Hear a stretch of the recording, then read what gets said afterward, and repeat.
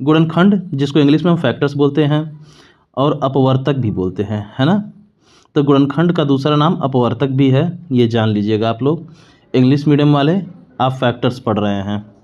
तो इसमें क्या है, जब किसी संख्या को दो या दो से अधिक संख्याओं के गुणनफल के रूप में लिखा जाता है तो उन संख्याओं को उस मूल संख्या का गुणनखंड कहते हैं। मतलब कोई एक संख्या है, मान लीजिए कोई एक नंबर है, उसको दो या दो से अधिक नंबर्स के प्रोडक्ट के रूप में जब हम लिखेंगे, दो या दो से अधिक नंबरों के प्रोडक्ट का मतलब आप समझ लीजिए क्या होता है। जैसे मान लीजिए एक संख्या 6 है, 6 को हम दो या दो से अधिक नंबर्स के प्रोडक्ट के रूप में लिख सकते हैं, यानी दो या दो से अधिक संख्याओं के गुणनफल के रूप में लिख सकते हैं। कैसे, देखिए 6 को हम जो है कि 1 गुणे 6 नहीं लिख सकते हैं, 1 गुणे 6 बिल्कुल लिख सकते हैं। इसको हम लोग 2 गुणे 3 लिख सकते हैं, बिल्कुल लिख सकते हैं। 3 गुणे 2 लिख सकते हैं, है ना। फिर उसके बाद 4 के टेबल में 6 आता नहीं है, 5 के में भी नहीं आता है, 6 में आता है, तो 6 गुणे 1 लिख सकते हैं ना। तो देखिए यही चीज़ है। तो इसमें क्या है, ये जो एक संख्या मान लीजिए दी गई हुई है, इसको दो या दो से अधिक संख्याओं के उसके क्या नाम है कि प्रोडक्ट के रूप में लिख सकते हैं या गुणनफल के रूप में लिख सकते हैं, है ना। तो ये जो दो या दो से अधिक जो संख्याएं दी हुई हैं, ये सब जिनके हम प्रोडक्ट के रूप में या उनके गुणनफल के रूप में लिख सकते हैं, यही जो संख्याएं हैं, जैसे ये और ये ऐसे, है ना। और सेम चीज़ इधर भी है, देखिए यहाँ पे 1 2 3 6, यहाँ पे 1 2 3 6। तो इनको हम अलग ऐसे सेपरेट करके लिख लेते हैं, 1 2 3 6। यही संख्याएं हैं जो आपस में घूम फिर कर एक दूसरे से गुणा करके ये वापस से 6 लाती हैं। जैसे 1 छक्का 6, ये 1 छक्का 6, 2 तियाँ 6, 3 दूनी 6, 6 एकम 6, है ना। तो यही सारी संख्याएं ना, यही सारी संख्याएं हैं। तो यही जो सारी संख्याएं हैं वो इस संख्या 6 का क्या है, गुणनखंड है। तो यही चीज़ है, बस इतना ही है गुणनखंड।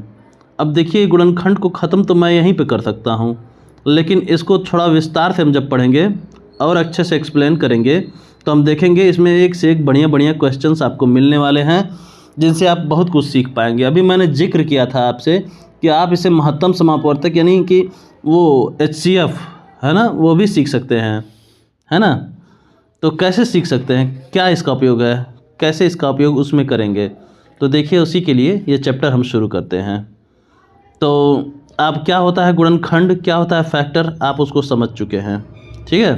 तो चलिए पहला क्वेश्चन है, इसको हम सॉल्व करेंगे। कह रहा है कि 6 का गुणनखंड ज्ञात करें।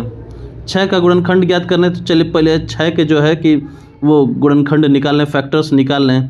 फैक्टर्स के बारे में अभी जो है आपने इस डेफिनेशन में, इस परिभाषा में पढ़ा है कि कोई भी संख्या उसके दो या दो से अधिक गुणनफल होते हैं, है ना। तो उन्हीं जो है कि वो जो गुणनफल होती हैं जो संख्याएं, वही जो संख्याएं हैं वो इस मूल संख्या यानी इस 6 का क्या होती हैं, गुणनखंड होती हैं। जैसे 6 है, ये दो या दो से अधिक संख्याओं के गुणनफल के रूप में इसको लिखा जा सकता है, बिल्कुल लिखा जा सकता है। देखिए 1 छक्का 6, कॉमा ये देखिए 2 तियाँ 6, फिर ये कॉमा, ये 3 दूनी 6, है ना। फिर 4 के पहाड़ा में आता है, 4 के टेबल में 6 तो आता नहीं है, 5 के में बिल्कुल नहीं, 6 में हाँ आता है, 6 एकम 6, है ना। इन सब का क्या है, 1 छक्का 6, 2 तियाँ 6, 3 दूनी 6 और 6 एकम 6, है ना। ये भी बेसिक्स है, आपके दिमाग में कैसे घुसे इसी का इंतज़ाम किया जा रहा है ना। तो देखिए, तो फाइनली यही है कि ये संख्याएं जो आई हैं 1 2 3 6 या 1 2 3 6, इन्हीं सब से ये 6 जो है डिविजिबल है, यानी विभाजित हो सकता है ना। और इनको आपस में गुणा किया जाए तो तभी जो है उसका गुणनफल 6 आ सकता है। तो अब फिलहाल जो संख्याएं इसको विभाजित कर सकती हैं, इसको काट सकती हैं भाग लगाने पर, वो संख्याएं हैं 1 2 3 और ये क्या है 6, है ना। यही 4 संख्याएं हैं जो इस 6 को भाग लगाने पर काट देंगी पूरी तरीके से। तो यही जो ये 4 संख्याएं जो हैं, यही क्या हैं, इसके गुणनखंड हैं, है ना। तो जब पूछेगा कोई कि 6 का गुणनखंड क्या है, तो आप ऐसे करके निकाल लेंगे, या फिर एक काम और कर सकते हैं, आप लिखेंगे यहाँ पे 6, फिर ये अपना बराबर का चिन्ह लगा दीजिए। तो बताइए 1 से 6 कटता है, हाँ कितनी बार में कटता है, 1 छक्का 6। फिर 2 से कटता है, हाँ कितनी बार में कटता है, 2 तियाँ 6। फिर 3 से कटता है 6, हाँ कितनी बार कटता है, 3 से 2 बार में, तो 3 दूनी 6। फिर 4 से नहीं कटता है, 5 से नहीं कटता, 6 से कटता है, हाँ 6 से 6 कम 6। या फिर आप ऐसे कर सकते हैं 6 बराबर 1 से 6 कटता है, एक के टेबल में 6 आता है, हाँ कितनी बार में आता है, 1 के पहाड़ा में 6 बार, 1 छक्का 6। फिर 2 के पहाड़े में आता है 6, हाँ कितनी बार में, 2 तियाँ 6, कॉमा इधर भी लगा दीजिए थोड़ा अलग दिखे, है ना, तो 2 तियाँ 6। फिर 3 के पहाड़े में 6 आता है, हाँ 3 दूनी 6। फिर 4 के में नहीं आता है, 5 में नहीं आता है, 6 में आता है, हाँ 6 कम 6, है ना।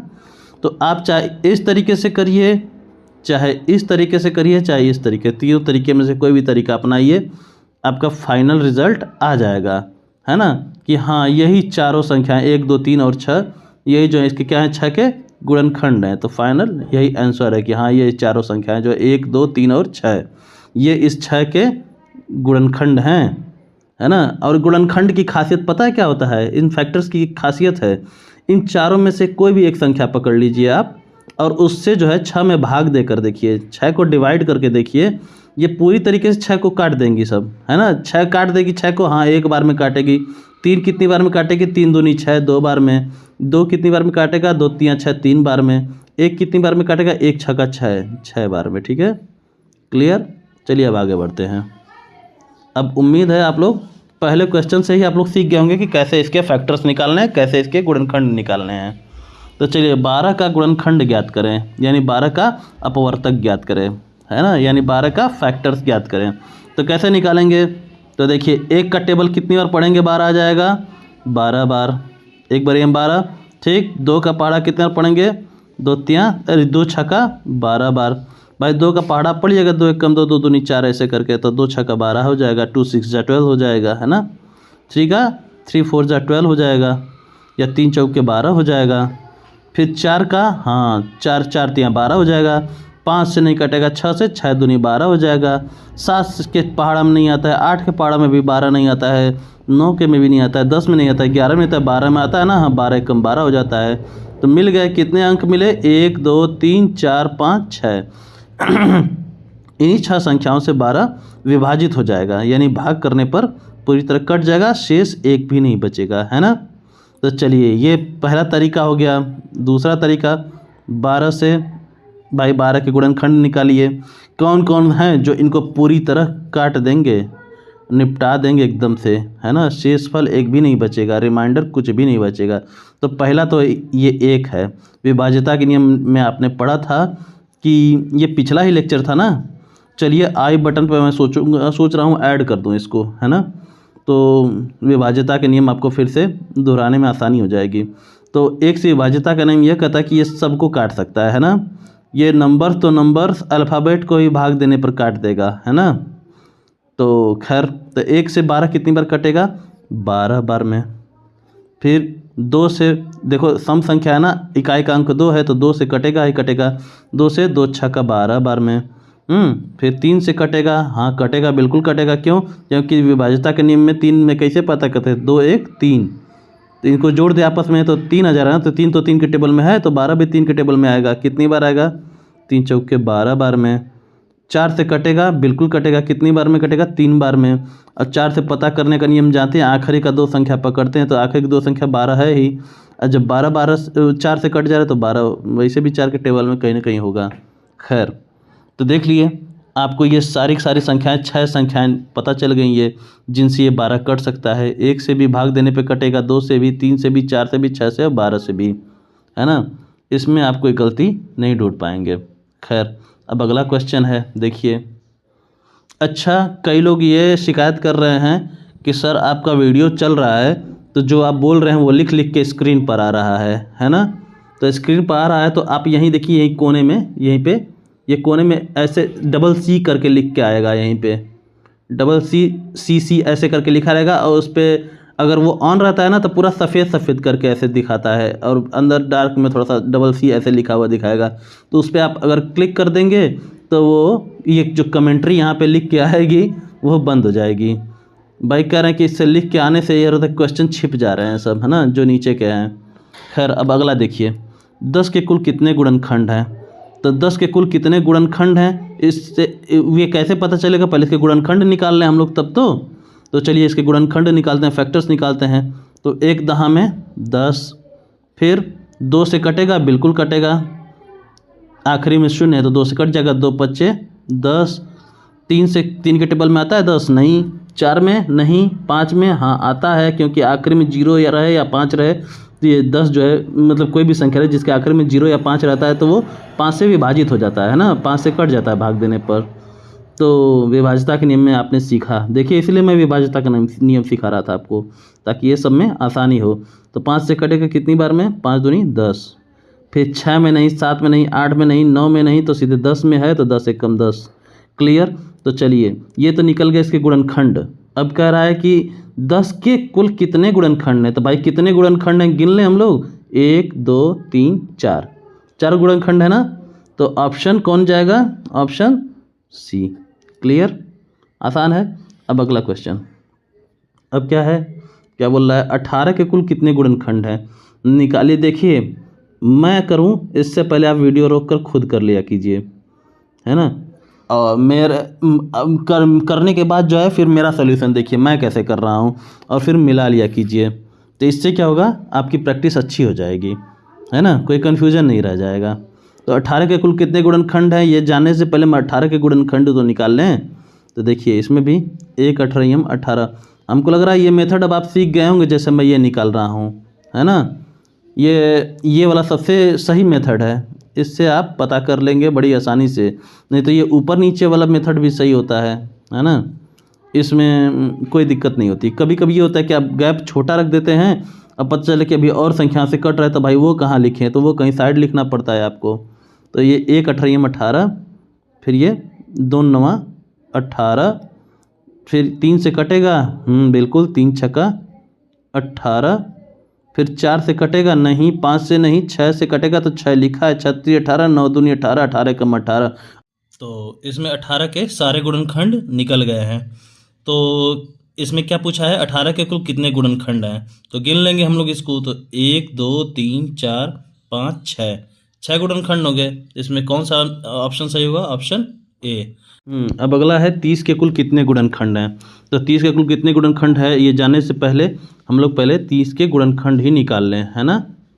तो 30 के गुणनखंड हम लोग निकाल लेते हैं। तो पहले ये 30 लिख लेंगे, फिर इसके गुणनखंड निकालें, 1 30 30।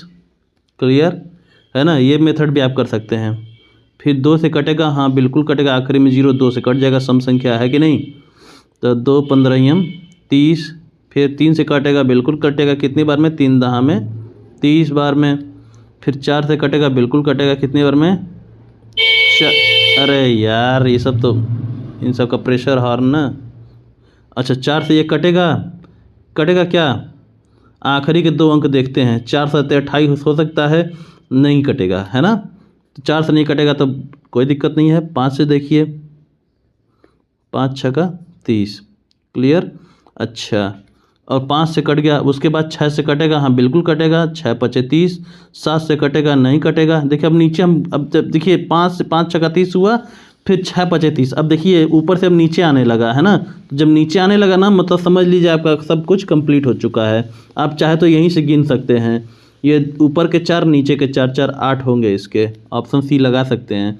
लेकिन अगर आपको संतुष्टि नहीं है तो आप फिर से नीचे से ऐसे देख सकते हैं कर करके। तो 6 5 30, फिर 7 से नहीं कटेगा, 8 से नहीं कटेगा, 9 से नहीं कटेगा 30, तो 10 से कटेगा, हाँ 10 3 30, फिर 10 से के बाद 11 12 13 से नहीं कटेगा, 14 से भी नहीं, तो 15 दूनी 30।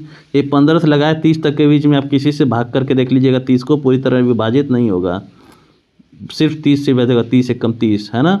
तो देखिए ये संख्याएँ कौन कौन सी हो गई आपकी, 1 2 3 5 6 10 15 और ये 30। ये इतनी संख्याएं जो होंगी ये 30 को पूरी तरह विभाजित कर देंगी, है ना, भाग देने पूरी तरह काट देंगी। इनके अलावा और कोई संख्या नहीं है भाई, इनके अलावा और कोई भी प्राकृतिक संख्या नहीं है जो कि 30 को काट दे भाग देने पर, है ना। तो अब इनकी गिनती कर लेते हैं, ये 1 2 3 4 5 6 7 8, ये 8 संख्याएं हैं जो 30 के फैक्टर्स हैं या 30 के गुणनखंड हैं। क्लियर। अब आगे बढ़ते हैं क्वेश्चन नंबर ये 6ठवें पर। क्या कह रहा है, 45 के गुणनखंडों की संख्या क्या होगी? अच्छा, तो निकाल लें 45 के गुणनखंड। ये रहा 45 आपका। अब इसके गुणनखंड 1 45 45, फिर 2 से कटेगा, बिल्कुल नहीं कटेगा, 3 से कटेगा, चेक करते हैं, 5 4 9, 9 तो 3 के टेबल में आता है, तो इसका मतलब कि ये भी आएगा 3 के टेबल में। तो 3 से कितनी बार में? 3 15 45, फिर 4 के टेबल में नहीं आएगा भाई, जब 2 से नहीं कटा तो 4 से क्या कटेगा, और 5 के बिल्कुल कटेगा, आखिरी में 0 या 5 होना चाहिए, बस ये मौका मिल गया काटने का। तो 5 9 45, ठीक। फिर 6 से कटेगा, नहीं कटेगा, 6 से कटने का नियम है, 2 और 3 दोनों से कटना चाहिए। 7 से नहीं कटेगा, 7 5 35 हो सकता है, 7 6 42 हो सकता है, 7 7 49 हो जाएगा, 45 तो होगा नहीं। अच्छा, 8 का नहीं, 9 से कटेगा, हाँ कटेगा, यहाँ लिखा है 9, 9 5 45, अब बस आप लिख दीजिए, यही गुणनखंड है, 1 3 5 9। जैसे ही ऊपर से नीचे आया समझ लीजिए आपका हो गया कंप्लीट। अब किसी से नहीं कटेगा, जिससे कटना था वो आप लिख चुके हैं, आपके स्क्रीन पे दिख रहा होगा। फिर 9, ये 15 और ये 45, ये कितनी संख्या है? 1 2 3 4 5 6, यही 6 इसके क्या हैं? गुणनखंड है, किसके? 45 के। क्लियर? तो 45 के गुणनखंडों की संख्या क्या होगी? 6, ऑप्शन ए। अब अगला क्वेश्चन देखते हैं हम।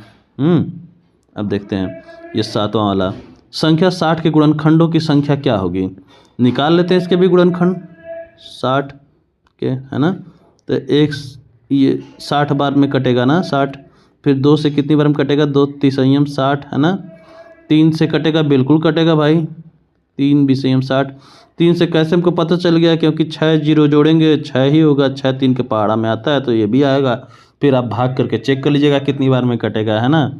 आपको भाग करना है यहाँ पे 60 में ऐसे आप 3 से भाग कर लीजिएगा, है ना, तो आपको पता चल जाएगा कि 3 दूनी 6 होगा, कटेगा 0, 3 0 0, ये भी कट जाएगा। क्लियर? तो ऐसे 3 BCM 60, फिर 4 से कटेगा, हाँ बिल्कुल कटेगा 4 से, क्योंकि भाई आखिरी के 2 अंक 4 से कट रहे हैं। कितनी बार में? 4 एकम 4 2 6 4 5 20, 15 बार में। ये 5 से कटेगा, बिल्कुल कटना चाहिए, आखिरी में 1 0 या 1 5 होना चाहिए, बस यही बहाना है 5 से कटने का। तो 5 से कितनी बार में? 5 एकम 5 और बचा 2, 5 चौको 20 और 12 5 60, 5 एकम 5 हासिल बचा 1, फिर 5 दूनी 10। फिर 6 से कटेगा, बिल्कुल कटेगा, कितनी बार में कटेगा? 6 10 में 60। फिर 7 से कटेगा, नहीं कटेगा, फिर ये देखिए कबाड़ा बेचने वाले आ गए। तो 6 के पहाड़ा में आएगा, 6 10 में 60, 7 के पहाड़ा में 60 आएगा, नहीं आएगा, 8 के में नहीं आएगा, है ना। 8 6 48, 8 7 56, 28 64 हो जाता है। फिर 9 में नहीं आएगा, 9 में भाई जोड़ेंगे आपस में 6 0 6 ही होगा, 6 तो 9 के पहाड़ा में आता नहीं है। फिर 10 में आएगा, हाँ बिल्कुल आएगा, ले ऊपर से नीचे आ गया ना, अब 10 पे आ गया ना, 10 6 60, बस आपका काम खत्म हो गया। अब 60 के गुणनखंड कौन कौन है भाई? 1 2 3 4 5 6 10 12 15 20 30 और ये 60, कुल कितनी संख्याएं हैं गिन लेते हैं। ये देखिए आप इसमें गिनेंगे तो गिनते रह जाएंगे। देखिए 1 2 3 4 5 6 7 8 9 10 11 12, 12 है ना, तो ऑप्शन बी 12 है, लगा दिए। अब वैसे गिनना होगा इसमें गिनना बड़ा आसान होता है। पीछे से गिनते हैं 1 2 3 4 5 6, 6 अच्छा नीचे होंगे तब, क्योंकि ठीक इनके नीचे नीचे लिखा हूँ मैं, तो 6 दूनी 12, है ना, आसान है। खैर ये हो गया। अब देखिए क्वेश्चन नंबर 8वां है, आसान है ये भी। कह रहा है संख्या 80 के कुल कितने गुणनखंड हैं।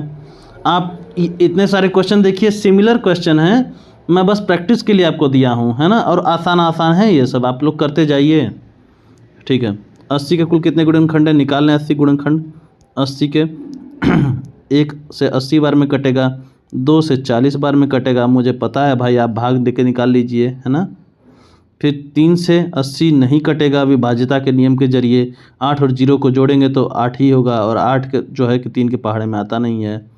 और 3 के बाद 4 से, हाँ बिल्कुल कटेगा, 4 दूनी 8, 4 0 0, 20 चौके 80, ठीक है। 5 से हाँ कटेगा, आखिरी में 0 या 5 होना चाहिए। देखिए मैं इसलिए विभाज्यता का नियम आपको सिखाया पहले ही, ये शुरू करने से पहले, है ना। 5 एकम 5, 5 छक्का 30, 16 25 80 हो गया। अच्छा 6 से कटेगा भाई, जो 2 से कट गया ठीक है, चलो 3 से भी तो कटना चाहिए, तभी तो 6 से कटेगा। जो संख्या 2 और 3 दोनों से कटे वो 6 से कटे, ये 2 से तो कट रहा है, 3 से कट नहीं रहा है, इसलिए 80 जो है 6 से विभाजित नहीं होगा।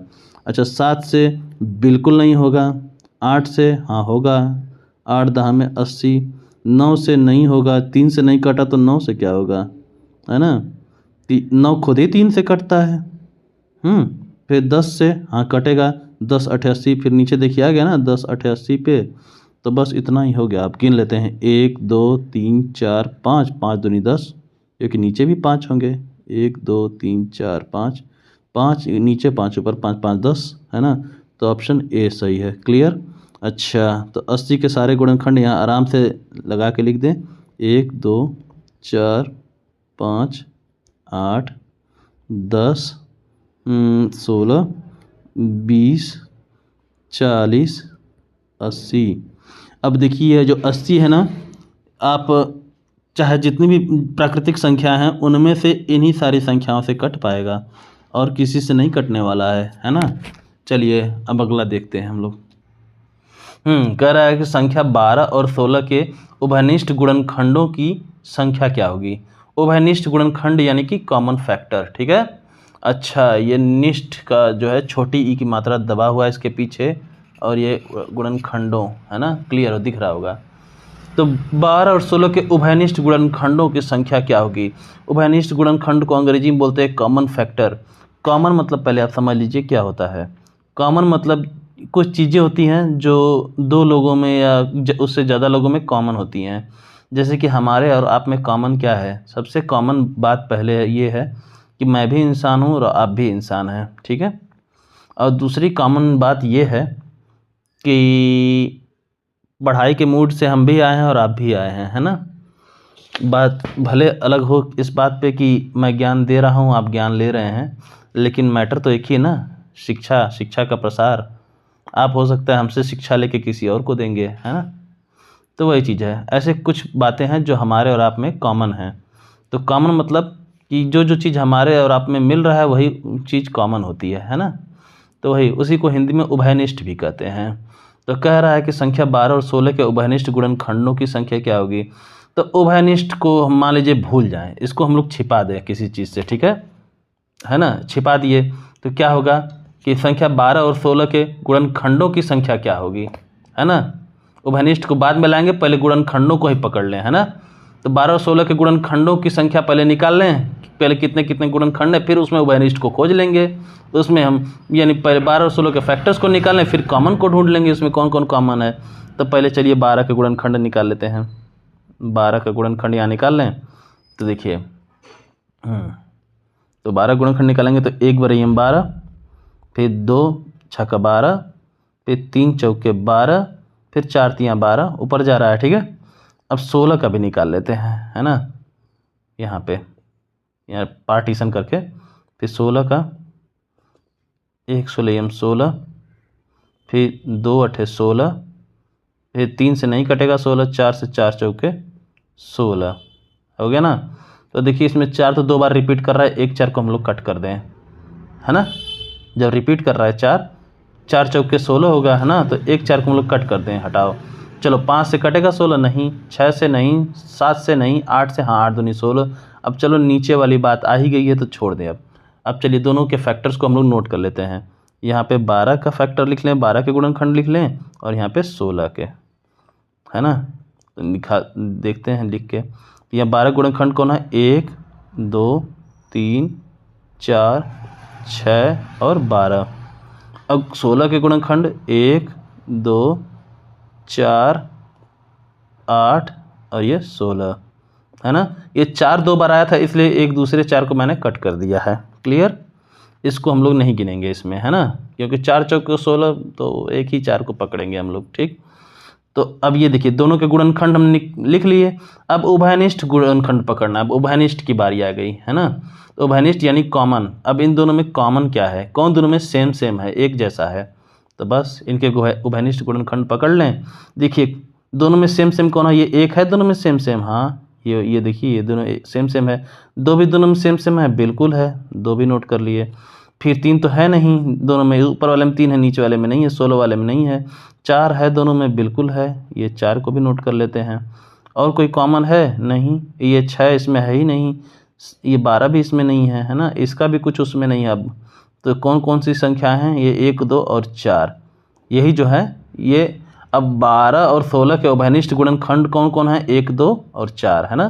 तो 12 और ये 16 के उभयनिष्ठ गुणनखंड कौन है, ये 1 है, 2 है और 4, यही है इसके कॉमन फैक्टर। अच्छा इसकी खासियत बताऊं, अच्छा बताता हूँ। पता है ये जो संख्या 1 है ना, ये 12 को भी काट सकती है और 16 को भी, भाग देने पर देख लीजिएगा आप लोग। फिर ये जो 2 है ना, ये भाग देने पर 2 को भी काट देगी, अरे 2 कर रहा हूँ, 12 को भी काट सकती है और 16 को भी काट सकती है, भाग दे के चेक कर लीजिएगा। और देखिए इसमें सबसे बड़ा जो है कॉमन फैक्टर या उभयनिष्ठ गुणनखंड कौन है, ये 4 है। ये 4 भी देखिए, 4 से भाग करेंगे 12 में तो 4 तियाँ 12, 4 चौके 16, इन दोनों को काट देगा, है ना। इसका उपयोग पता है कहाँ होता है, बता देता हूँ आपको उपयोग इसका। जैसे कभी कभी होता है आपको भिन्न दे दिया होता है, ऐसे फ्रैक्शन, है ना, कि 12/16 है, इसको सिंप्लीफाई करो, सरलीकरण करो, है ना। तो अब ये दे दिया है तो देखो 2 से कट सकता है ये, हाँ ये देखो 1 से कटता है, कट सकता है, 1 बरीम 12, 1 सुलीम 16, तो 1 से काटेंगे तो इतना ही आएगा, है ना। तो 2 से काटेंगे तो 2 छक्का 12, 2 अठे 16, तो 6/8 आ जाएगा। अभी देखो ये फिर 2 से कट सकता है ना, तो 2 तियाँ 6, 2 चौके 8, अब आया 3/4। अब इनका कोई कॉमन फैक्टर है 1 के अलावा, 1 से तो दोनों कट जाएंगे, 1 के अलावा 2 या 3 से दोनों कटेंगे, नहीं कटेंगे। 2 से काटेंगे तो सिर्फ यही कटेगा, ये नहीं कटेगा, और 3 से काटेंगे तो सिर्फ यही कटेगा, ये नहीं कटेगा, है ना। तो ऐसी संख्या ही पकड़नी है जिससे ये दोनों कट जाएं। जैसे यहाँ पे 2 से दोनों को काटा, यहाँ से भी 2 से दोनों को काटा, यहाँ पे तो सिर्फ एक ही है इनका कॉमन फैक्टर, तो ये अब सिंप्लीफाई होके एकदम सबसे सिंपल हो गई है। अब इनका कोई कॉमन फैक्टर नहीं है 1 के अलावा, है ना। तो यही इसका उपयोग होता है। और इसमें भी जो सबसे हाईएस्ट वैल्यू होता है कॉमन फैक्टर में या उभयनिष्ठ गुणनखंड में, अगर हम इससे डायरेक्ट काट देंगे तो एक ही बार में निपट जाएगा। जैसे देखिए ये देखिए 12/16 है, तो इनका हाईएस्ट कॉमन फैक्टर कौन सा था, जो सबसे बड़ा वाला कॉमन फैक्टर है, ये 4 था ना। 4 देखिए, 4 तियाँ 12, 4 चौके 16, ले निपट गया, 3/4 आ गया इकट्ठे, है कि नहीं। तो इसलिए हम लोग कॉमन फैक्टर अब सीख रहे हैं। तो अगर आपको समझने में दिक्कत हो रही है तो ठीक है, इन बातों पे ध्यान ना दीजिए, आप इतना तो समझ गए ना, इतने पे ध्यान दीजिए बस। चलिए इसी बात पे अब आगे बढ़ते हैं और इसको भी 10वां क्वेश्चन भी हम लोग सॉल्व करते हैं। खैर हम आपके दिमाग पे बहुत ज़्यादा जोर नहीं डालना चाहते हैं, है ना, कहीं ब्लास्ट हो गया तो। आगे देखते हैं, संख्या 32 और 48 में कुल कितने उभयनिष्ठ गुणनखंड होंगे। तो इसमें भी देखिए 32 और 48 में कुल कितने उभयनिष्ठ गुणनखंड की बात कर रहा है। हम भैया उभयनिष्ठ को छिपा दिया, हम कहें हम उभयनिष्ठ को नहीं जानते हैं, हम ये कह रहे हैं कि चलिए पहले हम गुणनखंड ही निकाल लेते हैं। तब संख्या 32 और 48 में कुल कितने गुणनखंड होंगे, ये तो पहले हम लोग निकाल सकते हैं ना। तो लीजिए ये 32 का हो गया, 32 का क्या होगा भैया, 1 32 32, फिर 2 16 32, फिर 3 से कटेगा 32, नहीं, ये 3 को 3 2 5 होगा, है ना, 5 तो 3 के टेबल में आता नहीं, तो ये 32 भी नहीं आएगा। 4 में हाँ बिल्कुल आएगा, 4 8 32, 5 में आएगा नहीं, 6 में नहीं, 7 में नहीं, 8 में आएगा, हाँ आएगा बिल्कुल, 8 चौके 32। तो अब देखिए नीचे आ गया ना, तो हटाइए इसको, छोड़ दीजिए इतने पर। अब देखिए 8 चौके 32, 16 दूनी 32, 32 से कम 32 हो जाएगा, और बीच में किसी संख्या से नहीं कटने वाला है 32। अच्छा अब 48 की बात आई। 48 देखिए, 1 48 में 48, फिर 2 से कितनी बार कट जाएगा, 24 बार में, है ना। भाग करके देख लीजिए, मुझे तो भाग करते करते भाई ये सब याद हो गया है ना। 24 का पहाड़ा भी कुछ दूर तक याद है, ऐसे 24 से कम 24, 24 दूनी 48, ऐसे करके। अब वैसे आप पूछेंगे रैंडमली तो मैं 3 से 5 सेकंड लेकर बता दूंगा। खैर अब 3 से कटेगा कि नहीं कटेगा, बिल्कुल कटेगा, क्यों, क्योंकि ये जोड़ेंगे आपस में, 3 की विभाज्यता का नियम का उपयोग करेंगे तो 8 4 12, और 12 जो है कि टेबल में आता है 3 के, तो इसका मतलब ये भी 3 के टेबल में कहीं ना कहीं आएगा। कितनी बार में आएगा, 3 एकम 3, 3 छक्का 18, 16 बार में। 4 के टेबल में आएगा, बिल्कुल आएगा। 4 एकम 4, 4 दूनी 8, 12 बार में आएगा। 5 के टेबल में आएगा, बिल्कुल नहीं आएगा। 6 के टेबल में हाँ, क्यों? क्योंकि भाई जब ये 48 जो है 2 और 3 दोनों से कट गया तो 6 भी तो 2 और 3 से कटता है, तो इसका मतलब ये 6 से भी कटेगा। कितनी बार में? 6 8 48 में, ठीक है। अच्छा, 7 से कटेगा नहीं, 7 के टेबल में आता ही नहीं है 48। 8 के टेबल में आता है बिल्कुल, 8 6 48, तो यहाँ मामला देखो, ये अब 8 नीचे पहुँच गया ना, तो 8 6 48, बस। अब 8 के बाद आप 9 से काटेंगे, नहीं कटेगा। अब 10 से काटेंगे, नहीं कटेगा। 11 से नहीं कटेगा, सीधे 12 से कटेगा। 12 के बाद सीधे 16 से कटेगा, फिर 24 से, फिर 48 से, ठीक है। अब इनके जो है, इनके गुणनखंड को नोट कर लें यहाँ पे, क्योंकि हमें भैया उभयनिष्ठ भी निकालना ना। अब इस उभयनिष्ठ को अब उभार देते हैं, है ना। अब उभयनिष्ठ गुणनखंड निकालना है हमें, तो गुणनखंड यहाँ नोट कर लेते हैं।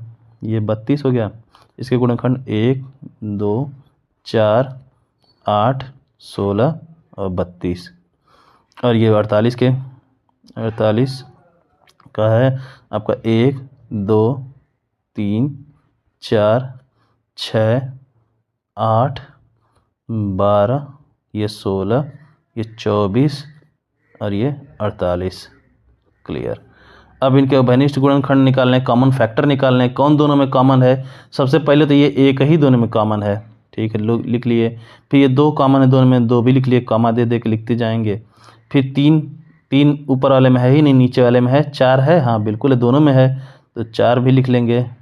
फिर 5 नहीं है, 6 नहीं है, 6 नीचे वाले में, ऊपर वाले में नहीं है। देखिए कम, सबसे कम इसमें है ना, और इसमें ज़्यादा है, तो कोशिश ये करेंगे ये ऊपर वाले से नीचे वाले को मिलाएंगे।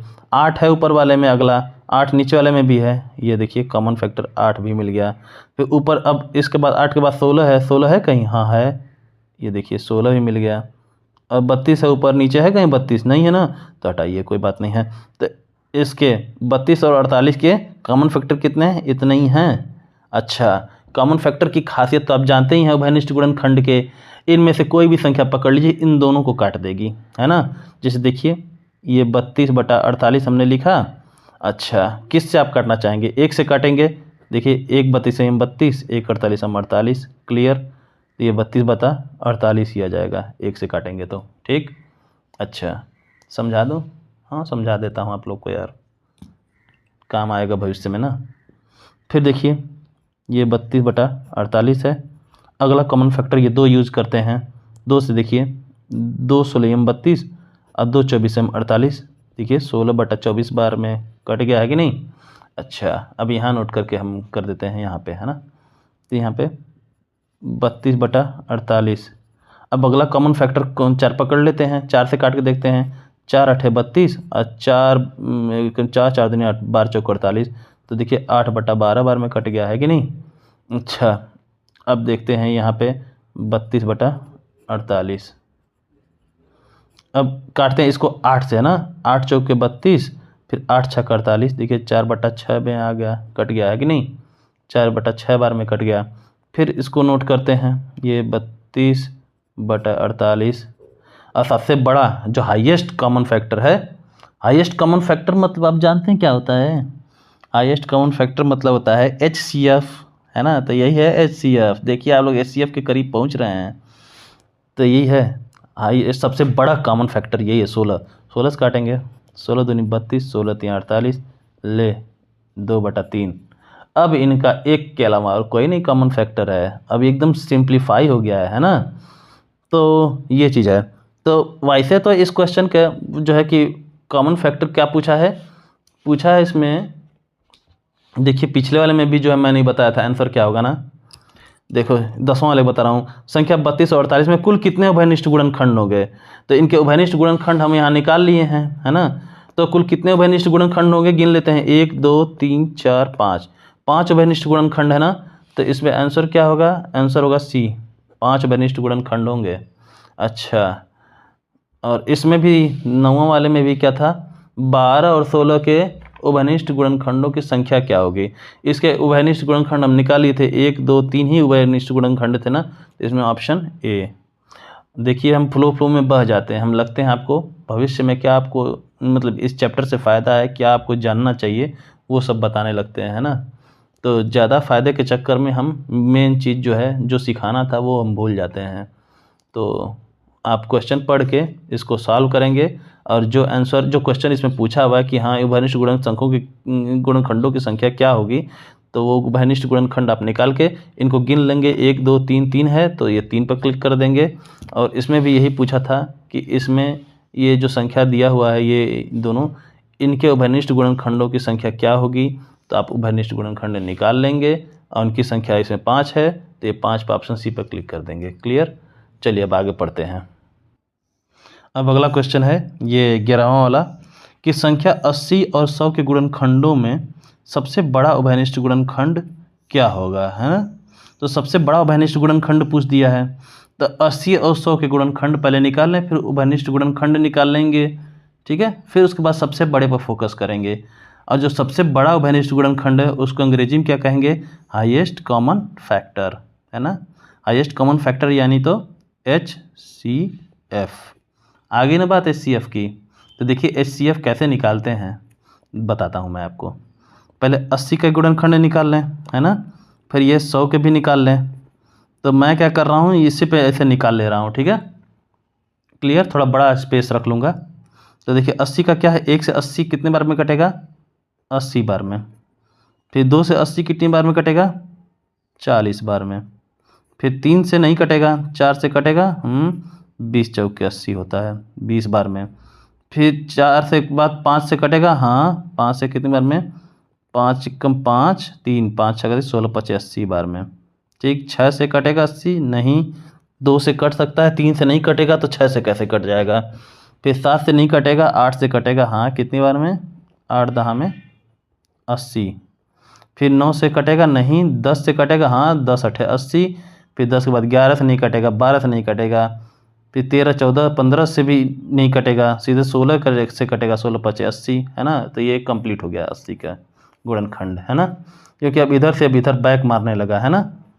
क्लियर। अब 100 में देखिए, तो 1 से 100 बार में कटेगा, फिर 2 से 50 बार में कटेगा, फिर 3 से कटेगा नहीं, 4 से कटेगा 25, अरे यहाँ से 4 से 25 बार में। फिर 5 से कटेगा, हाँ कितनी बार में, 5 विषयम 100। फिर 5 के बाद 6 से नहीं कटेगा, 7 से नहीं कटेगा, 8 से नहीं कटेगा, 9 से नहीं कटेगा, 10 से कटेगा कितनी बार में, 10 से 10 बार में। तो भाई साहब 10 10 में 100 होता है, तो इस 10 को इग्नोर कीजिए, है ना। क्लियर। अब यहाँ पे आइए, अब इनके कॉमन फैक्टर देख लीजिए, इनके उभयनिष्ठ गुणनखंड। पहले तो 1 ही हो जाएगा, नोट कर लिए। फिर 2 हो जाएगा, ये भी नोट कर लिए। नीचे वाले में कम है, ऊपर वाले में ज़्यादा लग रहा है ना। चलो 4 देख लीजिए, हो गया 4 हो गया। फिर ये 5 भी है, 5 नोट कर लिए। 8 ऊपर वाले में है, नीचे वाले में नहीं है। 10 है ऊपर वाले में, नीचे वाले में भी है, तो ये 10 हो गया, ठीक। फिर ये 16 नहीं है नीचे वाले में, 20 है, हाँ है, ये रहा 20 20 20 हो गया। फिर 40 नहीं है, 80 नहीं है ना। बस इतने ही हैं। तो खैर इसके उभयनिष्ठ गुणनखंड निकल गए। उभयनिष्ठ गुणनखंडों की संख्या है क्या है, ये 1 2 3 4 5 6, 6 उभयनिष्ठ गुणनखंड हैं। और इसमें क्या बोला है, सबसे बड़ा उभयनिष्ठ गुणनखंड। तो सबसे बड़ा उभयनिष्ठ गुणनखंड यानी हाईएस्ट कॉमन फैक्टर। तो कौन है हाईएस्ट कॉमन फैक्टर, सबसे बड़ा उभयनिष्ठ गुणनखंड, ये 20 है कि नहीं है। उभयनिष्ठ गुणनखंड ये रहे सारे के सारे, इसमें जो सबसे बड़ा वाला है यानी जो हाईएस्ट है वो कौन है, यही 20 है। इससे बड़ा कोई नहीं दिख रहा है ये कॉमन फैक्टर में, है ना। तो इसी को हम लोग अब टिक कर देते हैं, ऑप्शन डी। क्लियर। अब अगला क्वेश्चन, क्वेश्चन नंबर 12वां। अच्छा, इसमें तो बाकायदा मैंने हिंट दे दिया है आपको। कह रहा है कि संख्या 36 और 48 का महत्तम समापवर्तक यानी हाईएस्ट कॉमन फैक्टर HCF क्या होगा। अच्छा, महत्तम समापवर्तक के बारे में मैंने बताया है। लघुत्तम मतलब होता है छोटा, है ना। लघु मतलब होता है छोटा, लघुत्तम मतलब होता है सबसे छोटा। लघु मतलब छोटा और लघुत्तम मतलब सबसे छोटा। ऐसे महत्तम मतलब सबसे बड़ा होगा, लघुत्तम का उल्टा महत्तम होता है। तो महत्तम मतलब सबसे बड़ा, ठीक है। और समापवर्तक देखिए 2 शब्दों से मिल के बना है। समापवर्तक यानी कि सम प्लस अपवर्तक, ठीक। सम मतलब होता है समान या एक समान, एक जैसा, है ना। यानी उभयनिष्ठ भी हम इसको कह सकते हैं, सम को, है ना, समान या एक समान या उभयनिष्ठ या फिर कॉमन कहेंगे, ठीक है। और ये अपवर्तक मतलब गुणनखंड होता है, आपको शुरू में ही मैंने बताया था, है ना। अपवर्तक मतलब गुणनखंड, अंग्रेजी में इसको फैक्टर बोलते हैं, ठीक है। तो कहीं ना कहीं ये जो है ये महत्तम, यानी कि इसको कह देगा हाईएस्ट, HIGHEST, हाईएस्ट। और समापवर्तक में सम मतलब कॉमन, और ये अपवर्तक में गुणनखंड यानी कि फैक्टर, था हाईएस्ट कॉमन फैक्टर की बात कर रहा है कि नहीं। तो वही लिखा है कि संख्या 36 और 48 का महत्तम समापवर्तक यानी हाईएस्ट कॉमन फैक्टर क्या होगा, ठीक। और मैं ये जानता हूँ आपको कोई भी टीचर, मतलब मैक्सिमम टीचर जानते हैं लेकिन ये सब बताते नहीं हैं भैया, है ना। आपको मैं प्राइम एजुकेशन दे रहा हूँ, ये सब जो है आपको ख़रीदने पर बहुत महंगा मिलेगा, मैं आपको फ्री में दे रहा हूँ ठीक है, चलिए। तो अब इसका HCF हम लोग निकाल लेते हैं, है ना। तो HCF कैसे निकालेंगे, हाईएस्ट कॉमन फैक्टर की बात किया ना, हाईएस्ट कॉमन फैक्टर, तो पहले कॉमन फैक्टर हम लोग निकाल लें। कॉमन फैक्टर कैसे निकाल रहे थे हम लोग, पीछे भी हम लोगों ने देखा है ना, अभी पिछले ही क्वेश्चन में हमने हाईएस्ट कॉमन फैक्टर यानी सबसे बड़ा उभयनिष्ठ गुणनखंड यानी महत्तम समापवर्तक निकाला है ना। अच्छा, तो चलिए निकालें हाईएस्ट कॉमन फैक्टर। ये देखिए गुणनखंड विधि से हम HCF निकालने जा रहे हैं, आपको भाग विधि से सिखाया गया होगा, है ना। तो वो चीज़ भाग विधि अभी कैसे होता है वो भी मैं बताऊंगा। तो 36 और 48 का पहले फैक्टर निकालने, फिर कॉमन फैक्टर निकालेंगे, उसके बाद हाईएस्ट कॉमन फैक्टर उसमें पकड़ लेंगे हम लोग, है ना। तो लिखते हैं यहाँ पे, ये रहा आपका 36 और ये रहा आपका 48, निकाले भैया। 1 36 36, 2 से 18 दूनी 36, 18 बार कटता है 2 से 36, है ना। फिर 3 से कटेगा, हाँ बिल्कुल कटेगा, 3 1 कम 3, 3 दूनी 6 12 36, फिर 4 से 4 9 36, अच्छा 5 से नहीं कटेगा, 6 से कटेगा, हाँ 6 6 के 36, 6 और दूसर का 6 इसी में घुस गया, लो 6 6 के 36, क्लियर। अब ये देखिए कोई चीज़ रिपीट करता ना, 6 6 के 36 आ रहा है तो भाई एक ही 6 को पकड़ के हम लोग इसमें डाल दिए, है ना। चलिए हटाइए। 48 का 1 से 48 बार में कटेगा, 2 से 24 बार में कटेगा, 3 से कितनी बार में कटेगा, 16 3 48, 16 बार में। आप भाग दे के कर लिया कीजिएगा, है ना। कभी देखिए मैं जल्दी कर दे रहा हूँ, इसका मतलब ज़रूरी नहीं कि आप भी जल्दी ही करें। आप अभी, मैं देखिए ये स्पेशली जेनवी एंट्रेंस के बच्चों के लिए बना रहा हूँ, तो क्लास 5th वाले बच्चे कोई मतलब हर कोई का कैलकुलेशन बहुत फास्ट नहीं होता है ना। अगर कोई बच्चा कोचिंग वोचिंग कहीं नहीं कर रहा है, कोई नहीं सिखाया है, तो उसका कैलकुलेशन बड़ा स्लो होता है ना। तो देखिए अभी एक मेरा ही भाई है, वो कैलकुलेशन तो छोड़ो, वो लिखता ही बहुत स्लो है, तो उसको तो मेहनत लगेगी ना, तो वो तो उसको करना ही पड़ेगा, भाग दे के वो करेगा। तो 3 के बाद अब 4 से कटेगा, हाँ बिल्कुल कटेगा, कितनी बार में कटेगा, 4 एकम 4, 4 दूनी 12 बार में कटेगा। फिर 5 से नहीं, 6 से 6 8 48, अब बस यहीं पे ठप हो गया।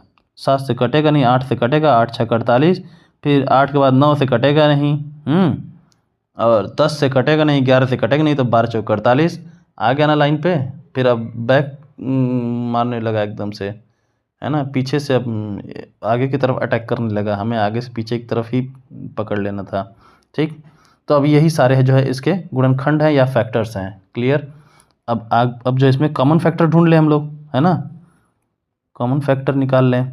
कॉमन फैक्टर यानी कि उभयनिष्ठ गुणनखंड कौन कौन है, ऊपर नीचे में एक जैसा कौन है, ये 1 है, फिर ये 2 है, फिर ये 3 है, फिर ये 4 है, फिर 6 भी है, फिर और कौन है 6 के बाद, 9 है क्या नीचे, नहीं है, 12 है, हाँ है, ये देखिए 12 है, फिर ये 18 है कहीं नीचे, नहीं है, 36 है, नहीं है, बस इतना ही है कॉमन फैक्टर, ठीक है। तो ये कॉमन फैक्टर निकल गया, है ना, उभयनिष्ठ गुणनखंड निकल गया, यानी कि ये उभयनिष्ठ, इसको देखिए हम लोग क्या कर सकते हैं, ये जो है ये सब, ये अंग्रेजी में कॉमन फैक्टर हो गया,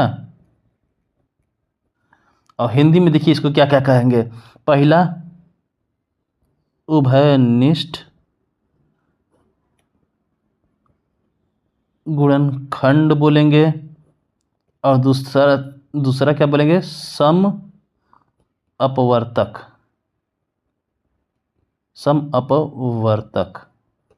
है ना, एक समान अपवर्तक वाले, है ना, एक समान गुणनखंड वाले। अब इन्हीं दोनों को जोड़ के बन क्या जाता है, बन जाता है समापवर्तक, है ना, समापवर्तक भी इसको बोलेंगे, ठीक। अच्छा, तो इसमें से सबसे बड़े वाले को पकड़ना था ना, इसमें क्या बोला है, इसका महत्तम समापवर्तक निकालना है ना, महत्तम समापवर्तक यानी हाईएस्ट कॉमन फैक्टर निकालना, हाईएस्ट मतलब सबसे बड़ा वाला, तो सबसे बड़ा वाला कौन है भाई, यही 12 है ना, पकड़ लिया हम इसको। अब ये 12 क्या है, यही 12 जो है इसका, यही है सबसे बड़ा अभाज्य संख्या, अरे सबसे बड़ा गुणनखंड है यही, है ना, सबसे बड़ा उभयनिष्ठ गुणनखंड है, या ये है हाईएस्ट कॉमन फैक्टर, HCF है इसका, और यही इसका है मस है, महत्तम समापवर्तक। क्लियर, बस ये हो गया। अब कुछ क्वेश्चन हम आपको मुँह ज़बानी दे दें क्या, मुँह ज़बानी क्या दें, चलिए हम इस पे दे रहे हैं। चलिए अब 3 संख्याओं का निकालना आपको सीखना है, आप लोग कीजिएगा इसको, है ना, ऐसे होमवर्क दे रहा हूँ, आप लोग कर लीजिएगा और किसी से चेक करा लीजिएगा। जैसे कि मान लीजिए कि ये है 24 और ये 30 और ये 36, इन तीनों का इनका ये उभयनिष्ठ गुणनखंड, इसका उभयनिष्ठ गुणनखंड ज्ञात करना है, ठीक है, ज्ञात कीजिए, ठीक है, यहाँ पे अट नहीं पाएगा यार, ज्ञात कीजिए, ठीक है, 24, 30, 36 का उभयनिष्ठ गुणनखंड ज्ञात करना है, ठीक। एक हिंट दे दे रहा हूँ, मान लीजिए कि ये 4, ये 6 और ये 8 है, इनका उभयनिष्ठ गुणनखंड ज्ञात करना है आपको, तो यहाँ 4 का, यहाँ 6 का, यहाँ 8 का पहले निकाल लेंगे। यहाँ पे 1 चौके 4 और 2 दूनी 4 होता है, ठीक है। 6 का होगा 1 छक्का 6 और 2 तियाँ 6। 8 का होगा 1 अठे 8 और 2 चौके 8। तो भैया उभयनिष्ठ गुणनखंड 1 हो गया तीनों में, 2 भी तीनों में है, देखिए, है ना, 2 2 2 है ना, फिर ये 4 तो तीनों में है नहीं, ये 3 भी तीनों में नहीं है, 6 भी तीनों में नहीं है, 4 सिर्फ ये 2 में उभयनिष्ठ है ना, तो हमको तीनों में चाहिए उभयनिष्ठ, मतलब कि अगर 3 है तो 3, जैसे ये 3 ही संख्या है तो तीनों में चाहिए, अगर 4 संख्या होती ना तो चारों में उभयनिष्ठ होना चाहिए था, ये नहीं कि 2 ठो में मिल गया तो 2 को पकड़ लिए, ठीक। तो ये चीज़ है, तो और कोई नहीं है जो तीनों में उभयनिष्ठ हो, कॉमन हो, है ना, तो सिर्फ इसके उभयनिष्ठ गुणनखंड कौन कौन सी है, ये 1 और 2 है, ठीक है। तो ये उभयनिष्ठ गुणनखंड 1 और 2 हो गए, 2 संख्याएं होंगी, इसमें हाईएस्ट कॉमन फैक्टर पूछते का तो यही 2 रहेगा, है ना।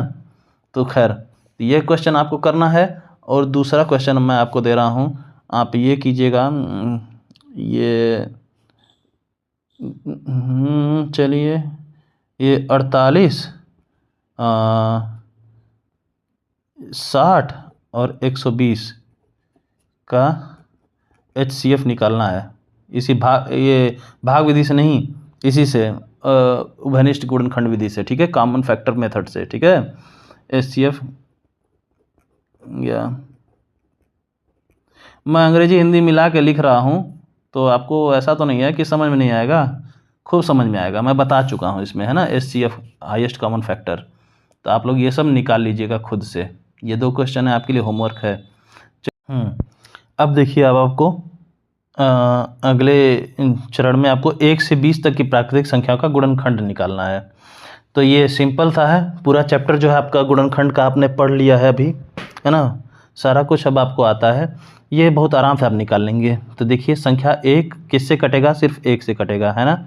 2 किससे कटता है, 1 से कटेगा और 2 से कटेगा, है ना, 1 दूनी 2 और 2 एक कम 2। 3 किससे कटेगा, 1 और 3 से कटेगा, और किसी से नहीं कटेगा, 1 तियाँ 3 और 3 एक कम 3। 4 किससे कटा है, 1 चौके 4 और 2 दूनी 4, क्लियर, है ना, 1 2 और 4 से कटेगा। 5 किससे कटेगा, 1 और 5 से, तो इसके गुणनखंड 1 और 5 होंगे, और किस चीज़ से नहीं कटेगा, है ना, 2 3 4 से नहीं कटेगा। 6 किससे कटेगा, 1 छक्का 6 और ये 2 तियाँ 6 और 3 दूनी 6, 6 कम 6, तो इसके 4 गुणनखंड हो जाएंगे, 1 2 3 और 6। अब 7 का देखिए, तो ये 1 7 7 और किसी से नहीं कटेगा, 2 के टेबल में 7 आता ही नहीं है, 3 के में भी नहीं, 4 में भी नहीं, 5 में नहीं, 6 में नहीं, सीधे 7 से। 8 का 1 अठे 8, फिर 2 चौके 8 और किसी के टेबल में नहीं आता है ना, फिर 4 दूनी 8, फिर 8 एकम 8, 5 6 में वैसे भी नहीं आएगा, है ना। 9 का देखिए, 1 9 9, फिर 3 त्रिके 9 और किसी के टेबल में 9 नहीं आता है। ये 10 का देखिए, 1 दहा में 10, फिर ये 2 बच्चे 10, 3 में आता नहीं है 10, 4 के भी टेबल में नहीं आएगा, 4 के भी गुड़ा पहाड़ा में नहीं आएगा, 5 में आएगा, 5 दूनी 10, फिर 6 में नहीं आएगा, 7 में नहीं आएगा, 8 में नहीं आएगा, 9 में नहीं आएगा, 10 से कम 10। क्लियर। अब आगे 11 का देखते हैं। तो ये 1 ग्रेयम 11 और किसी के टेबल में नहीं आएगा। 12 का देखते हैं, 1 बरयम 12, फिर 2 छक्के 12, फिर 3 चौके 12। क्लियर। 13 सिर्फ 1 से कटेगा और 13 से ही कटेगा भाग देने पर, और किसी से नहीं। 14 का 1 चौदहयम 14 और 2 सते 14। 15 1 15यम 15, फिर 2 से 2 के पहाड़ा में आता नहीं है 15, 3 में हाँ आता है, 3 पचे 15, फिर 4 में नहीं आता है, 5 में आता है, 5 तियाँ 15। ठीक। अब 16 का देखिए, 1 16यम 16, फिर 2 अठे 16, फिर 4 चौके 16, फिर 5 से कटेगा नहीं, 6 से नहीं, 7 से नहीं, 8 से कटेगा तो 8 दूनी 16, फिर सीधे 16 कम 16, है ना। और 8 और 16 के बीच में किसी भी संख्या से ये 16 कटेगा नहीं, किसी से भी नहीं डिविजिबल है ना। 17 का देखिए, तो 1 17यम 17 और किसी से भी नहीं कटेगा। 18 का देखिए, 1 18यम 18, 1 18यम 18, फिर ये 2 9 18, फिर ये 3 6 18, और 4 के टेबल में 18 आता ही नहीं है, 5 में नहीं आता है, 6 में आता है, तो 6 3 18, फिर सीधे 9 दूनी 18, 18 कम 18। ठीक। 19 में 1 19यम 19 और किसी के टेबल में 19 नहीं आता है। 20 में देखिए, 20 में 1 20यम 20, फिर ये 4 अरे 2 दहा में 20, फिर 3 के टेबल में आता नहीं है 20, फिर 4 पचे 20 और 5 चौको 20, फिर 6 के टेबल में आता नहीं है, 7 में आता है, 8 में भी नहीं आता है, अरे सीधे 10 में आता है, 10 दूनी 20, फिर उसके बाद 20 एक कम 20, है ना। तो यही है इसके गुणनखंड। चलिए इनके गुणनखंडों की संख्या लिख लेते हैं, है ना। बताइए इसी बात पे। 1 के कुल कितने गुणनखंड हैं? 1 हैं। 2 के कुल कितने गुणनखंड हैं? 2 हैं, 1 2। 3 के इसके भी 2 गुणनखंड हैं। 4 के इसके 3 गुणनखंड हैं। 5 के इसके कुल 2 गुणनखंड हैं। अच्छा, 6 के टोटल 4 गुणनखंड है, 1 2 3 4।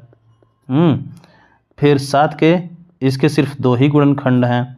8 के कुल कितने गुणनखंड हैं? 1 2 3 4, 4 गुणनखंड हैं। गुणनखंडों की संख्या मैं लिख रहा हूँ, देखिए कुछ और नहीं। ये 9 के सिर्फ 3 ही गुणनखंड है, 1 2 3, है ना। फिर 10 के 4 गुणनखंड है, 1 2 3 4, 4 गुणनखंड है। अच्छा, और भाई ये सब मैं लिख क्यों रहा हूँ अभी बताता हूँ। 11 के इसके सिर्फ 2 गुणनखंड हैं। 12 के 1 2 3 4 5 6, 6 गुणनखंड हैं। 13 के सिर्फ 2 गुणनखंड।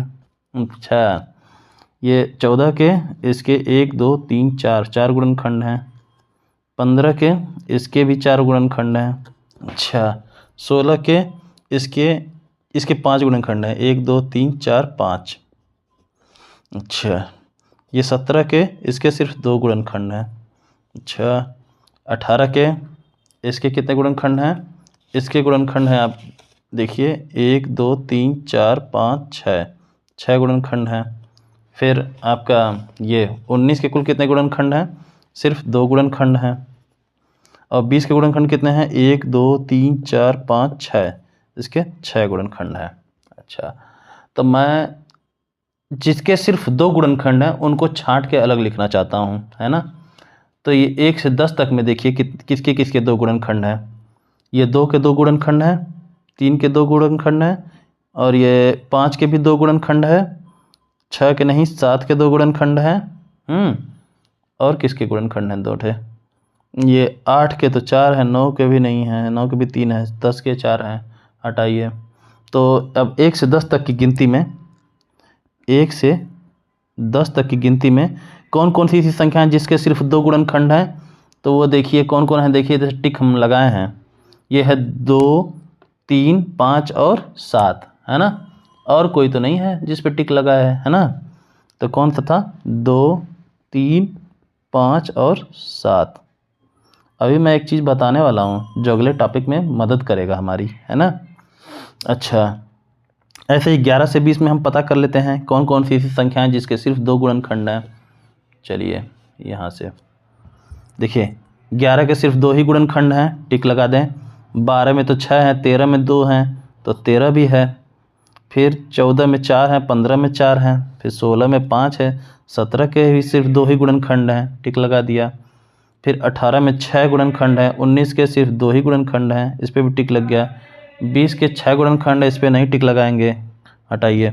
अब इसको छांट के लिख लें। 11 से 20 में कुल कितने हैं ऐसी संख्याएं जिसके 2 गुणनखंड हैं?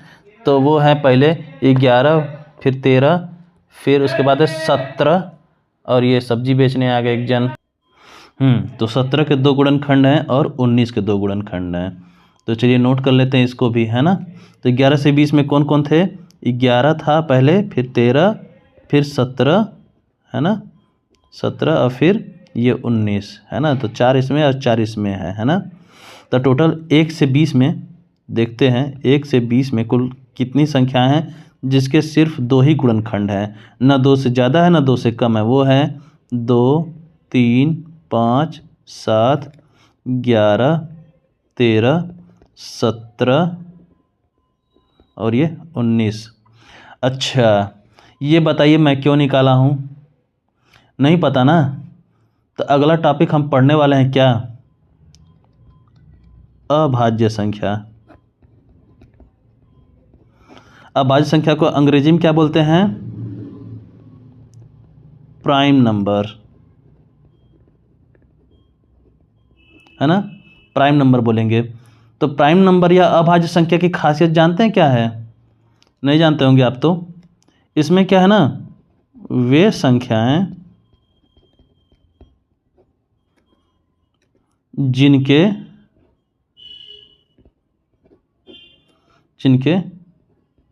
केवल दो गुणनखंड हों या सिर्फ 2 ही फैक्टर्स हों, है ना, न 2 से ज़्यादा हो न 2 से कम हो, है ना। जिनके केवल 2 गुणनखंड हों वे अभाज्य संख्या या रूढ़ संख्या। रूढ़ संख्या बहुत टेढ़ी संख्या होती है भैया, ये अभाज्य संख्या या रूढ़ संख्या, संख्या दोहरा, ये कहलाती हैं, है ना। तो समझ गए ना मैं क्यों आपको नोट करा रहा था तब से। ये मैं अभाज्य संख्या से आपका बस एक परिचय करा दिया हूँ वीडियो के लास्ट में, समझ लीजिए, है ना। क्योंकि अब अगला टॉपिक मैं शुरू करूँगा तो ये आपको आता रहेगा तो आप समझ जाएंगे, है ना। तो ये देखिए, ये 1 से लगाए 20 तक की सारी अभाज्य संख्याएं मैं छांट के निकाल लिया हूँ। आप चाहे तो ये 1 से 100 तक की सारी संख्याओं का गुणनखंड निकाल के, है ना, पता कर लेंगे कि कौन कौन सी संख्या है अभाज्य संख्याएं हैं, है ना। इनमें से आप 1 से 20 तक में ये जो अभाज्य संख्या मैं छांट के भी निकाला हूँ, इनमें से कोई भी एक संख्या पकड़ लीजिए, इसके सिर्फ 2 ही गुणनखंड होंगे, 2 से ज़्यादा नहीं। वो या तो वो 2 संख्याएं कौन कौन सी हो सकती हैं? या तो वो 1 होगा या फिर वो संख्या खुद, है ना। मेरी राइटिंग भाई एकदम झंडूबाम है, समझ जाएंगे आप लोग कि हाँ हिंदी में ही कुछ लिखा है, इस लिपि को आप समझ जाएंगे।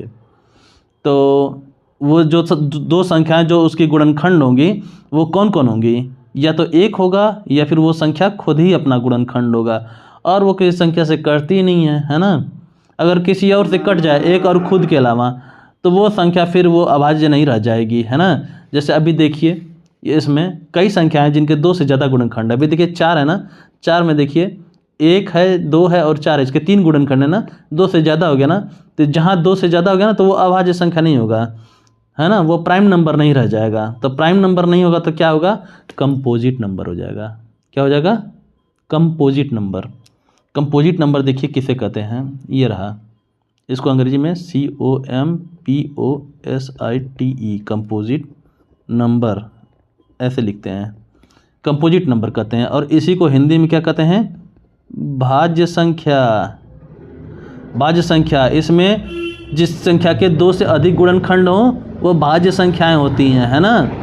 अब देखिए इसमें जो है कि अभाज्य संख्याओं के अलावा सारी संख्याएं भाज्य हैं, बस ये एक देख रहे हैं ना, ये शुरू में जो ये एक है इसके इसके तो ये तो न भाज्य है न ही अभाज्य है ना, क्योंकि अभाज्य के लिए जो है मिनिमम और मैक्सिमम 2 गुणनखंड होने ज़रूरी हैं, है ना, 2 फैक्टर्स होने ज़रूरी हैं। तो इसके तो 2 नहीं, सिर्फ एक ही फैक्टर है ना। और भाज्य संख्याओं के लिए 2 से ज़्यादा होना ज़रूरी है, तो भैया इसका 2 से ज़्यादा भी नहीं है, है ना। तो ये न तो भाज्य संख्या की परिभाषा को, उसकी शर्तों को पूरा करता है और न ही अभाज्य संख्या की शर्तों को पूरा करता है। तो संख्या जो एक है ये ना ही अभाज्य है ना ही भाज्य है, ना ही प्राइम नंबर है ना ही कंपोजिट नंबर है। अच्छा चलिए अभी मैं एक चीज़ आपसे और एक मज़े वाली बात बताता हूँ। ये 1 से लेके 20 तक की अभाज्य संख्याओं की लिस्ट आपने देख ली, इसमें सबसे छोटी अभाज्य संख्या कौन है? सबसे छोटी अभाज्य संख्या ये 2 ही है ना।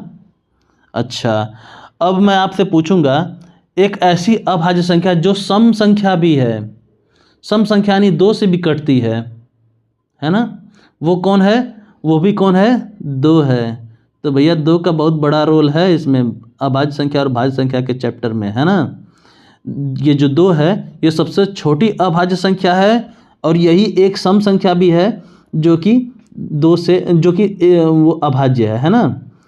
सबसे छोटी अभाज्य संख्या 2 और ऐसी सम संख्या जो अभाज्य भी हो वही वो क्या है? वो 2 है ना। अब 2 के अलावा कोई भी सम संख्या पकड़ लीजिए आप, कोई भी, है ना। इसमें खुद ही आपको तमाम सम संख्या दिख रही होंगी। ये 4 है, 4 देखिए एक और खुद से कट रहा है और सम है इसलिए 2 से भी कट रहा है। तो भाई ये ऑटोमेटिक क्या है? 3 संख्या या उससे ज़्यादा संख्याएं इसके गुणनखंड हो जाएंगे, है ना। अभी देखिए 6 है, ये एक और खुद से कट रहा है और सम है इसलिए 2 से भी कट रहा है। तो ये भी देखिए इससे 2 से ज़्यादा गुणनखंड हो जा रहे हैं इसके 2 से ज़्यादा गुणनखंड हो जा रहा है, इस वजह से ये अभाज्य तो रह ही नहीं पा रहा है, ये भाज्य हो जा रहा है ना। ऐसे 8 के भी देखिए 2 से ज़्यादा गुणनखंड हो जा रहे हैं, है ना। सम है इसीलिए ना। तो एकलौता सम संख्या जो है वो 2 ही है जिसके सिर्फ 2 ही गुणनखंड हैं। वो कौन कौन है? वो 1 है और 2 है। क्लियर? और किससे कटेगा भैया? सम है तो 2 से कटना था तो 2 से कट रहा है, बिल्कुल कट रहा है, 2 1 2 और 1 से कट ही रहा है ना। और किसी से कटेगा ही नहीं, 2 तो ऑटोमेटिक ये खुद ही है ना। तो इसलिए एकमात्र सम संख्या जो अभाज्य भी है वो कौन है? ये 2 है। और सबसे छोटी अभाज्य संख्या कौन है? वो भी ये 2 ही है ना। 2 तमगे मिले हुए हैं इसको, सबसे छोटी अभाज्य संख्या होने का और एकमात्र सम संख्या जो अभाज्य है उसका। तो इससे रिलेटेड बाबू क्वेश्चन आते हैं, है ना। तो ये इसको समझे रहोगे तो आप बता दोगे। ऐसे क्वेश्चन आएगा एक ऐसी सम संख्या का नाम, एक ऐसी कौन सी ऐसी सम संख्या है जो अभाज्य भी है ना। तो उसमें तमाम ऑप्शन दिया रहेगा, 1 2 3 4 ऐसे सब कुछ दिया रहेगा। तो उसमें आप जानते रहेंगे, आपने ये सब किया होगा तो आपको पता चल जाएगा कि हाँ वो 2 ही तो है जो अभाज्य भी है और सम भी है ना, और सबसे छोटी अभाज्य संख्या भी है। खैर बस अब इतने पर ये लेक्चर ख़त्म करता हूँ। लेक्चर थोड़ा लंबा हो गया है लेकिन भैया ज्ञानवर्धक है, इतना तो मैं जानता हूँ। जो ईमानदारी से ये करेगा भविष्य में उसको कोई भी समस्या नहीं रहेगी इस टॉपिक से रिलेटेड।